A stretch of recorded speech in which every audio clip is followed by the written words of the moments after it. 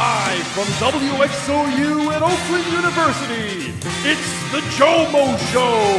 Now, give it up for your host, GioMoShow. Welcome everybody to another edition of the GioMoShow interviews right here from WXOU Sports. My name is GioMoShow. I am the host of the GioMoShow, which is your home for all Oakland sports and beyond from WXOU. Be sure to rate, review, and subscribe. Support the show all the ways you can, and follow your Golden Grizzlies all the ways that you can. And a couple of weeks ago, I had an interview with associate head coach of men's basketball, Jeff Smith. But today we go to the women's basketball side with another Jeff, the head coach of the Golden Grizzlies women's basketball team. I have with me Jeff Tungate. Coach, how you doing today? I'm doing good. Thanks for having me. It's been awesome to try and get you here. It's been a little bit of a journey trying to schedule this, but we got it here today, and I'm excited to have you. I'm excited to be here. So, Coach, we'll start it off this way. I start my interviews all the same way. I need to know the foundation of you in the sports world, because not everybody even plays sports growing up. And to go all the way to being a head coach, there's got to be a starting point at least somewhere. So for you, if you could think all the way back to your childhood, what got you into sports and kind of how did it lead to basketball, at least as a player? Well, my dad was the athletic director at Clarkson High School, and he coached baseball there, won a state championship, had 3 players go out and play Major League Baseball. So I grew up in a sports family, and that was the only thing I knew as a child growing up was sports. And then my sophomore year in high school, I worked Tim McCormick, played in the NBA, broadcaster now. I worked Tim McCormick's basketball camp. His brother was my best friend, and I was really close to the McCormick family. And when I worked that camp, I said, I want to do this for a living. I want to coach basketball. And I was fortunate enough to have a chance to play for Dan Fife, legendary coach at Clarkston, and having a chance to play for him and a love for the game. And I played baseball and basketball throughout high school. And I was a better baseball player than I was basketball player. I could shoot it, and had a couple of D2, D3 schools for basketball. Coach Campy always said because I could shoot it, I could have played here. But I don't know if he's just being nice or if that's true. But I decided to see how far I could take baseball. I was recruited by a lot of different schools. I started at Eastern Michigan, then I transferred to Oakland, and always knowing I wanted to be a basketball coach. And that was one thing, like I said, since 1986, my sophomore year in high school, I knew that's what I wanted to do. So when I came here to Oakland, the baseball team at that time in the wintertime would scrimmage or condition against the athletic staff for noon ball basketball games, pickup games. Yeah. And so Coach Campy and I guarded each other. That was back when we both could get in a stance and get up and down the floor more than one time. So we got to know each other really well. My dad being the athletic director at Clarkston, they did some events out here for basketball tournaments. My dad got to know Coach Campy real well, and that kind of led to his help in helping my career and starting a career in basketball. And then there's always the same transition. Like a lot of players, they never want to be coaches because it's always like a bit of a, butting heads with the player and the coach. But for you, you seem to have known you wanted to be a coach early on. What is it about coaching that you knew you were going to love? Well, I just think the difference you can make, not just on the court, but beyond the court. I think that, I look back over, this will be my 31st year of coaching at the college level now, and my 20th, I think, in Division I basketball. And you look in the people that call you and say, I didn't understand what you were telling me at the time, but now I'm doing this with my life, or I'm doing this with my family. That's what it's all about. And I had a high school coach, and Coach Fife, that was very demanding, very tough on us, but he prepared us for the real world. And I wouldn't be here today if it wasn't for him. So I hope that in some small way as a coach, you can have an impact on people and make a difference in their life. And sometimes it's through encouragement, sometimes it's through discipline, sometimes it's through making tough decisions, but you hope that at some point in their life they look back and say, having played at Oakland and having played for Coach Tungate, that made a difference in my life. So that's why I do what I do. And you mentioned kind of the balance, a little bit of encouragement versus discipline. And for me, like I knew me like as a high school athlete, I was much more like I needed the positive reinforcement and that kind of stuff. But for you, how do you kind of does it just come down to getting to know the player? But how do you kind of decide whether to be positive or disciplinary about certain things when you're coaching? Well, I really try hard to treat our players the way I would my own kids, and I tell our players this, that if I'm going to ask one of my sons to take out the trash, trash day is on Tuesday. So Monday night, I'm going to say, hey, would you please take out the trash? And if it gets to be around bedtime for them and the trash still isn't out, then all of a sudden that tone's going to change a little bit to where I said, you're going to take out the trash. And then Tuesday morning, if I get up and that trash still isn't out, that tone's really going to change to where you better take out the trash, and this is what's going to happen. So I kind of take the same approach in coaching. Like, we're going to tell people how to do things, and then a certain way, and then if it's not getting done, then the tone may change and go from there. But I think discipline's an important part of any program, and I think that it depends on the player. Every player responds to something different, but at the same time, if we're going to prepare them for real life, we also have to maybe bring them out of their comfort zone a little bit to experience things that they're going to see in the real world. So kind of show them the real world. Exactly. And so, maybe a player isn't used to having someone get after them a little bit, but that's going to happen in the real world. So I'd rather have them go through that now, learn to become, we always talk about you need to become comfortable being uncomfortable. Yeah. And if we can get them into that comfort zone of being uncomfortable now, when they get into the real world, it's going to make life a lot easier. Yeah, it's like, at least this isn't being coached by Tungate. I'm just kidding. Exactly. So kind of going to the timeline of your coaching career, you've had time as the associate head coach of Oakland men's basketball, and then getting the position in 2013 for women's basketball. And this one is always, me never being a coach, I've always been kind of fascinated as to the difference between coaching men and coaching women. And you have kind of that immediate experience of the transition. What is, for you, like the biggest difference between coaching men and women? Because I'd imagine that there is a difference, or is there not? I mean, it's basketball. Basketball is basketball. I think it's different in terms of how you build the chemistry. I think it's a little different in terms of how you connect as a team and build that team bonding. I think their goals are a little bit different. And I think that's starting to change now because of the popularity of the WNBA. Sure. But, I think in coaching guys, every guy thinks they're going to be an NBA player, and every guy thinks they're going to be a first-round NBA draft pick. Where I think coaching women, they're more focused on what's going to be their career after basketball. What's their academic career, and that pursuit going to lead them to where they're going to be professionally. And so I think there's a little more emphasis on life after basketball on the women's side, where the guys are kind of focused on what's next in terms of the NBA, and then having their degree to fall back on if that doesn't work out. Where I think on the women's side, it's more, this is what I'm going to pursue with my degree, and if I have an opportunity to play professionally, that's great. So I think it's just a little bit of a reverse order in the thinking of that. But again, with the popularity of the WNBA now, and I could see that changing too, where I think players now come to college saying, you know what, I want to do that. and I can do that, and I want to have an opportunity to do that. So, but at the end of the day, it's basketball. Whether men's basketball, women's basketball, there's a love for a game, the passion for the game, the love to represent Oakland University, and so there's a lot of things that are similar as well. So, and you mentioning the WNBA and that kind of increasing popularity, and you've seen that trickle down even to Oakland University level of basketball. Okay, and kind of what has that? And you mentioned kind of a shift in career focus, but otherwise, like what have you seen? Like more crowds here at Oakland because of that increased popularity. Kind of like how have we seen the trickle down effect at least here on this campus? Well, I think from a men's basketball standpoint, the tradition and what Coach Campy's done in the Division I era and things that's continued to where the crowds are obviously much larger. Yeah. But I think with the past success in the Division II era and early on in the Division I days of women's basketball, I think that the tradition is there, but I think that the knowledge of how good the women's game hasn't always been there. Sure.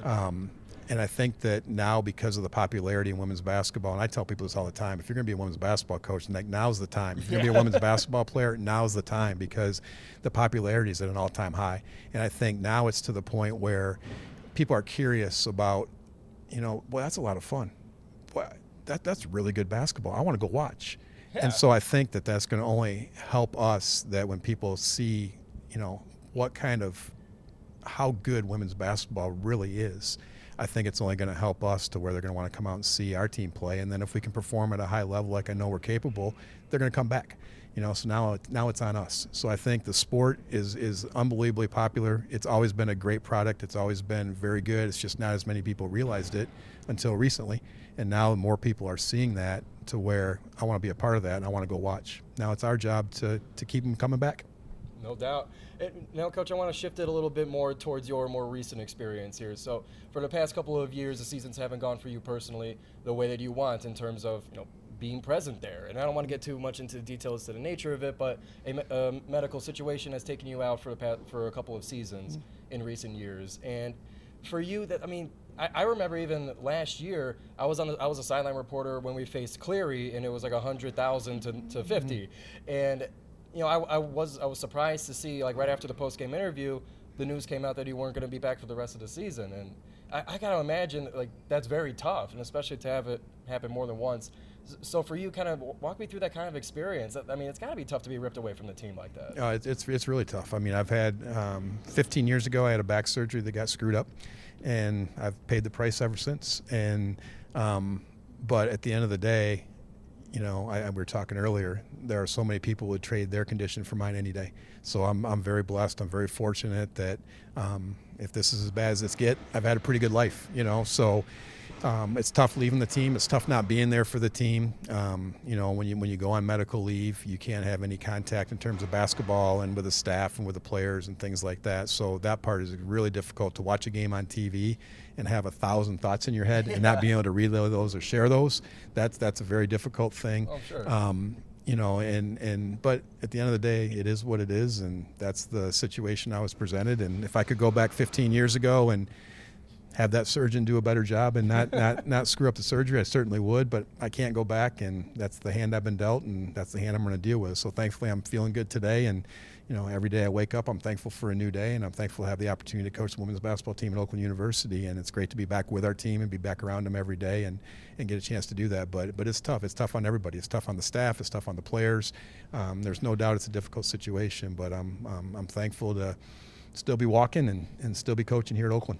No doubt. And kind of talk to me about how your coaching staff has done in those moments of your absence, because we would always do, we would see Deanna Richard. I would interview her on the sideline, or I would interview Coach Crystal Davis, at the radio halftime interview. Kind of talk to me about your staff kind of being able to pick up the pieces in your absence like that. How have they done so far? Yeah, they've done a great job. I got a great staff, and they do a tremendous job. And with Myron Brown and Tim Webb, I actually coached them 25, 30 years ago at Rochester University, so I've known them for many, many years. I was a student here when Deanna Richard was a student here playing on the basketball team. She's got head coaching experience. She's coached at the Division III and Division II level as a head coach, so she knows what it takes to be a head coach. And Crystal's been with me for now 8 years, and everybody knows Crystal, loves Crystal, and has done a phenomenal job for our program. Yeah, we love her too. She's awesome in those interviews. Yeah, she's great. And and with Raquel, a former player, as our graduate assistant, I'm very, very fortunate with the staff we have. We have a volunteer assistant that's come on this year for us as well. And so, I'm very lucky, and they did a tremendous job in a tough situation. They didn't sign up for the roles they had to deal with when they first came to Oakland. Right. But again, it was the hand they were dealt, and they did a great job dealing with it. No doubt about it. And now I want to shift over to this upcoming season, and a lot of roster turnover. Of course, that's just how college sports are nowadays. But looking at the roster, especially in this season, there was a lot of turnover. So to help us kind of get to know the new team, help us break down some of the new faces that we're going to be seeing on the court a lot this season. In as much or as short a detail as you like, kind of give us the breakdown of the roster now this year. Yeah, no, I really like the players we brought in. We brought in 10 new faces with 5 returners, and so I really like the blend that we have. I think we're much taller than we've been in past. Some people that saw us in Canada think it's the most athletic team we've had in the time I've been here. I think we shoot the ball very well. We've got great length, and so I think the combination of new players with the returners we have back, I think, has been a good fit. I was really pleased with the chemistry that we had this summer. When we went to Canada, we spent 6 days, and they'd only been together for 7.5 weeks. Right. And for them to enjoy the time they had together up there and get a chance to connect, I thought was really good. So, it's still early to kind of know exactly who's going to be the ones that we're counting on and counting on down the stretch. But so far, I really like what I see.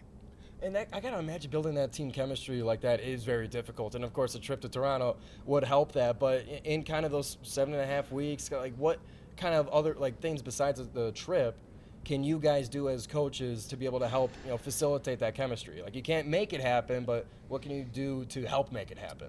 We try to do a lot of things away from the court. We took them, did the ropes course here on campus, had a chance to do that.